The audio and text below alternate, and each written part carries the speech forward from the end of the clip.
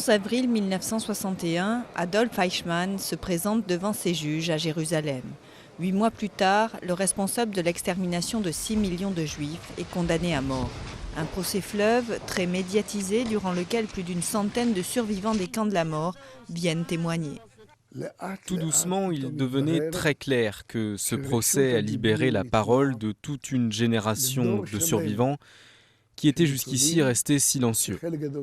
À partir de là, un processus a démarré qui a continué durant le procès, un processus qui consiste à dire « maintenant, je comprends ». En 1960, Rafi Eitan est un agent des services secrets israéliens. Il capture Eichmann en pleine rue à Buenos Aires, où l'officier nazi se cache depuis 10 ans. Rafi Eitan agit avec 2 autres agents. Zvi Malin marchait vers lui, on lui a sauté dessus et tous les deux nous avons roulé par terre. Puis je l'ai tiré dans la voiture. Selon Aharoni, ça a pris 40 secondes. Je lui ai recouvert les yeux. Aharoni lui a dit en allemand de rester en place, puis il lui a murmuré « Yavol ».